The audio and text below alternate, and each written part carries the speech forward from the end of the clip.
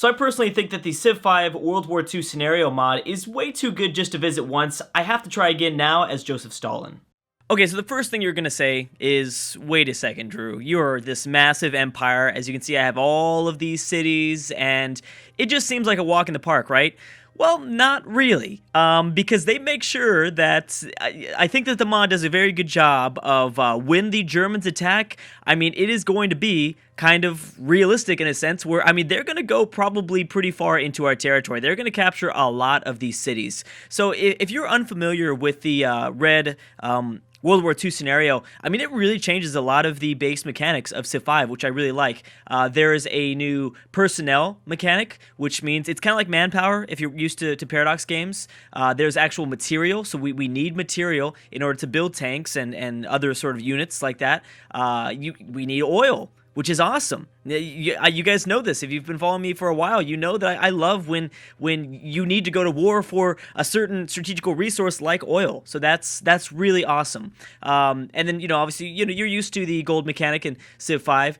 There is this, so like if you remember my previous Nazi Germany campaign, this is an updated version of the mod. So we will be witnessing, I think a little bit different mechanics. So this is version 44. I can't remember exactly what I played on in the past campaign. It definitely wasn't version 44, but they have introduced a more kind of traditional victory mechanic. So we have to control all of Hitler's 4 main cities: Berlin, Frankfurt, Hamburg, Munich, and then as well as Italy, Mussolini's cities as well. So we have to capture 8, as well as if the Germans capture some of the French cities, which is more than likely they will, like Paris, we've got to capture that back in order to actually get the victory.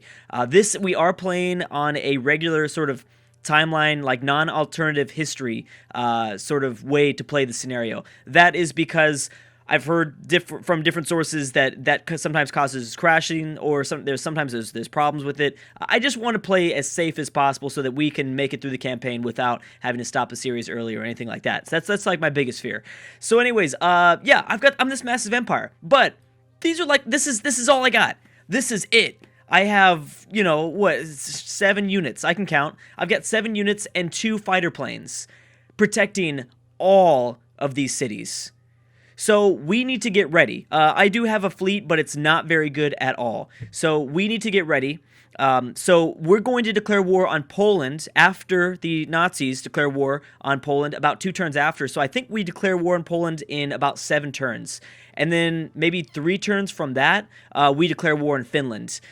So my strategy, first of all, is I've got a fleet here just north of the Scandinavian region. I'm going to send these guys to the Baltic Sea. I would like to see if I can get my navy over this way, maybe to help us out and maybe take a few Finnish cities. Now, we're not at war with Finland for very long. Let me make sure I know exactly how many turns this is going to take. Looks like it's going to take me anywhere. Well, it looks like it's going to take me 10 turns to get north of Copenhagen. Hopefully, it's not, I mean, I don't know. I'm guessing 13 turns. I believe we exit our war with Finland around turn 26. Every time we hit next turn, it'll be about half a month. So it's going to start July 1st, then July 20th, then August 1st, then August 20th, and so on. I'm going to keep this fleet, I think, in the Black Sea. I don't see a reason to pull them out just yet. I mean, eventually when we want to go attack Italy, it's going to be useful. But I don't really think there should be a reason that I should send them to the Mediterranean. I think it'd be a good idea to maybe keep them safe. Of course, I could try and attempt to make it out towards the Atlantic and then go all the way through, the British Isles, the English Channel, and bring them for support against the Finnish military or navy or whatever they might have. But it's just not a good idea. I'm going to keep them there. So we're just going to hold on to them for now. I don't think I mentioned the Soviets' unique ability in this mod, and that is that we have double the personnel recruited. So we pretty much have access to a lot of infantry units, pretty much, but not right now. And that's the other funny thing, is that, especially if you remember at all, which I'll leave a link to the description of the Nazi Germany campaign. I started off, you pretty much start off with everything. The Germans have just tanks and infantry, and they just have this massive military. Whereas, as the Soviets, when we go into the production of our cities, we don't even begin the game being able to build units. You can look at every single city. I can't build units yet. Like, so it is tough. And I just want to make that, because at first I was like, I don't know if I want to play as the Soviets because, they're this vast empire. It looks like they're going to be able to dominate completely. No, not in 1939. Because like I said, I don't know if you're noticing this, I can only build buildings. So, because a lot of the basic mechanics of Civ 5 have been altered in this mod, I'll go over some of the things that I know so far. There are ways to kind of get more material or more personnel if you need it, but we're not going to focus on that for now, except for in some of our cities like Tulua, I believe is how you pronounce this. If it's going to take you 75 turns to build a barracks, then we might as well work something else. There is also a maximum amount of stockpile. You can have only a maximum amount of stock as of right now of material, so that's 690. And as well as, I think the same goes for personnel. Yeah, maximum reserves. There are buildings that will increase this number, but for right now, we can't. Well, we might eventually, but I think I'd rather focus on goals, potentially. The number of recruits per turn is relative to this city's size and growth. We're only going to be able to get to a certain point before we will kind of get locked off. So I'd rather just work wealth than anything else. That's what I think I'm gonna do. I kept the fleet in the Black Sea, and then I'm bringing over the other fleet towards the Baltic Sea. I'm gonna bring everyone else to the front lines. I know I don't really have. I'm gonna bring all 7 units to the front lines of the future Polish War, which I think will get started about turn 6 or turn 7. We need to be fast here. It is absolutely essential that we are fast in defeating Poland. I should probably be a little bit more careful with which units exactly I'm sending over, but it's fine. We're just going to randomly click buttons, and obviously let's send our fighters over, which these fighters won't really be able to do much. I don't believe Poland has an air force anyways. The fighters would have been good to maybe, combat intercepts enemy air units coming into our territory, but the fighters will be there for moral support, pretty much. Are you going to ask me to? Well, I guess I'll just choose something now. So we need to build barracks in order to build units. The barracks will offer us infantry units, but those aren't super useful unless they're kind of attacking cities. So that's kind of an issue. Let me just make sure. Are you going to hit? Yeah, you did let me hit next turn. Wow. Okay. Well, I'm glad that I at least changed the production of Moscow, but there are a few cities that didn't do anything. Fantastic. Thank you. Well, it's a mod. It's a mod. So what do you expect? So I'm giving myself pretty much. I'm giving the AI another turn, essentially. So that's not good. I am playing on Immortal difficulty. Something to keep in mind. I wanted to make it a little bit harder on myself. Actually, a lot harder on myself. That's 1 below deity. I don't know how this is going to go. I have won.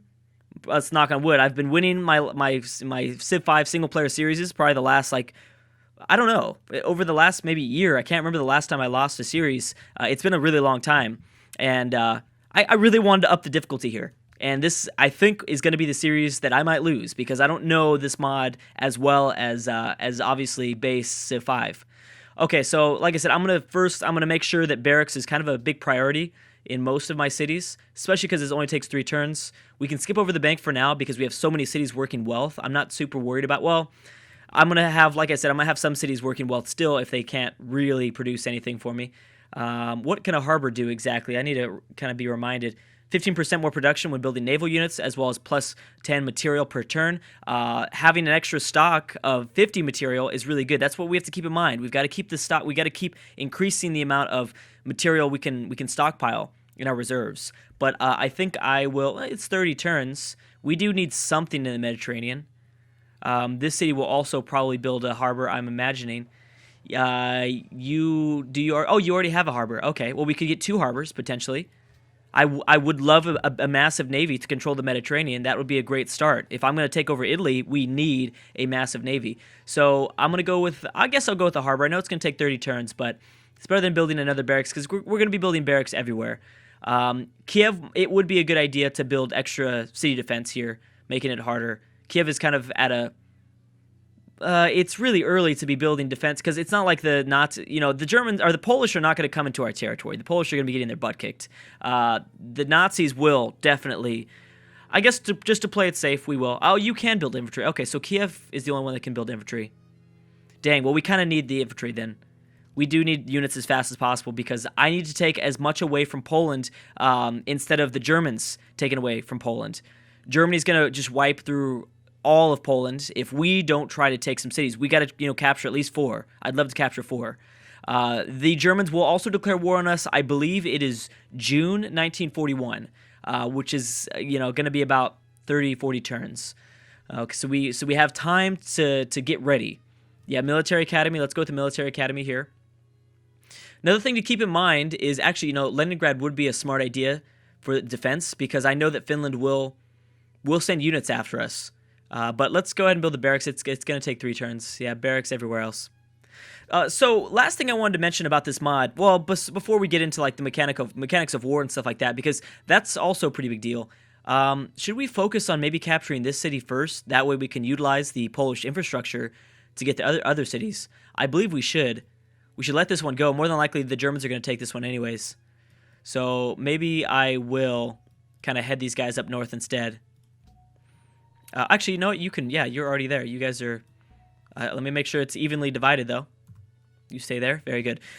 So everything is, it's obviously late game, and I think it's most Civ 5 players, me included, kind of just assume that it's gonna feel like a late game Civ 5 sort of feel where everything's fast. You're able to capture cities really quick. Not really. This modded scenario still has the same sort of build up where even though there's like a massive empires all throughout the world, it's still kind of like a traditional game of Civ where it does take time. It takes a while before you get strong enough units to be able to really capture cities easily. Obviously building up a big military. We've got virtually no military at the moment.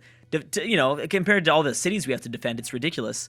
So, some just stuff to keep in mind that even though it is late game, it's 1939 technically. This is going to be a traditional series in the sense that it'll take several videos before we really have a big enough military to be able to do a lot of things. To be able to, specifically to be able to compete with the Nazis, I guess is what I'm trying to say. Because we're going to be able to take over cities from Poland. I hope that we'll be able to capture a few cities from Poland. I don't really know what to do about Finland. Obviously, I'd love to. Okay, we have the first few denouncements against Germany on turn 2. Finland, like I said, they do have a military. Poland is going to get most of its military wiped out by the Nazis, so that's nice. They'll be able to do our job for us. Italy has denounced the UK. Italy has denounced the French. Germany has denounced. Greece has denounced Germany. So that's why I'm sending the fleet, which is not very big, by the way. It's only really 2 ships. The submarine is going to be there for some support if the Finnish have any sort of naval base inside of the Baltic Sea, which I don't think they do, but I'm not sure off the top of my head. But the ships will be there for moral support, I guess. So yeah, we're entering a war in 5 turns against Poland. So that means I believe Germany has about a 3-turn head start. Okay, we got to keep that in mind. Yeah, don't worry. I'm not really worried about the bank. I do want infantry units. Like I said, I know that there's a lot of buildings that I need to kind of build right now, but I need to just get up units. I need to have raw units at the moment. So let me make sure that I put my tank closer in. I will not be able to move through. Who is this? Riga? Is it not telling us the name? I'm so sorry. My geography skills are so lacking. Is this the Baltic states? There you go. Okay, Baltic states. And then I'll put my tank corps there. I guess we should focus on. Let me put my infantry. I need to put infantry units in both sort of task force. If I have a task force going after this city and this city, we need infantry units in both because they have more luck usually attacking cities. So yeah, as you can see, if you haven't noticed already, again, if you're not familiar with this mod, every country has their own unique units. So, all my units are going to differ from the British and the Nazis and the French and stuff like that. So that is pretty cool. There's several cool things, as well as, like I said, the whole war mechanic is completely different.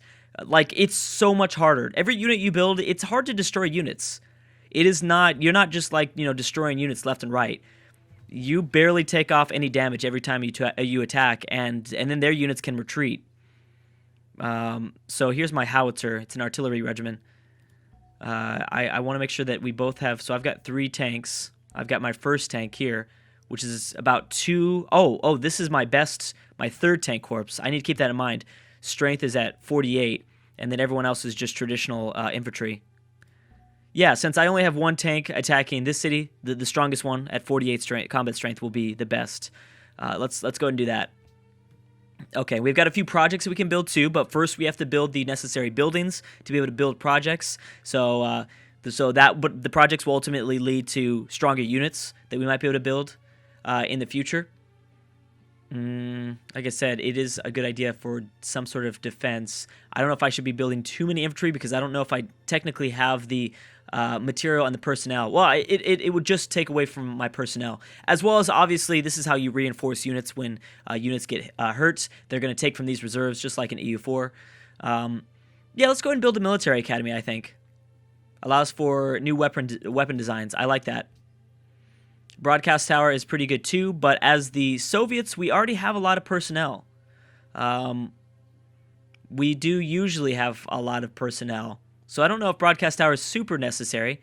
Everyone's suggesting that I build... I'm going to build a few military academies before I do any of that. I don't like too many infantry units. Like I said, you'll see why. The infantry just are not very effective when fighting tanks or, anti-tanks or anything else, except for, using against cities. I remember when I started my Nazi campaign, there's a very weird sort of feature where, at a certain point, my planes weren't able to do damage to cities anymore when it got to the red. That was something that I kind of liked a lot, but it really at the same time annoyed me because it made cities a lot harder to take and capture. So there's a point where cities or planes will no longer be able to do any more damage to cities. You have to actually have units in play. It really makes a big difference, especially if you have a massive, because you do want a pretty big air force at the end of the day. But that can't be everything. The air force really cannot be. You really need a wide variety in this scenario, which is really cool. I also want to start to kind of consider what I could possibly do with the gold. No, I cannot ally to city-states. It costs a ridiculous amount of money, 100,000. So it's pretty much impossible to ally to city-states. Like I said, we're not playing in an alternative. There you go. History in this scenario. So I can't declare war on anybody else unless the game makes me. I don't know what's gonna happen at the end though. I'm not entirely sure. Bam, Hitler's declared war on Poland. So next turn, the British and the French would declare war on Hitler. So what the heck was I talking about? Oh wow, we did get there pretty fast. 35 strength. I need to keep this in mind that just because these units are the same, they have the same icons doesn't mean they have the same combat strength. I have no idea what I was talking about. What the heck was I talking about? I don't know. Anyways, I'll remember it later. I was talking about I have to wait. I can't just ally any city-states as well as I have to wait to declare the wars. But at the very end, we will see, Poland's already captured Germany's already captured their first Polish city. I don't know what's going to happen at the very end. I might be able to do whatever I want after the final declaration of war when it's just me versus the Nazis and everybody's, involved in the traditional, what we know of World War II. The main storyline, I guess. I don't know what's going to happen after that. We'll see. But anyways, guys, I'm about to stop right there. We're about to go to war with Poland in the next video. As you can see, the Germans have already started their war. And things are going to start to heat up as Winston Churchill and the French have both declared war on the Nazi Germany. Anyways, thank you guys so much for watching, and I will see you guys next time.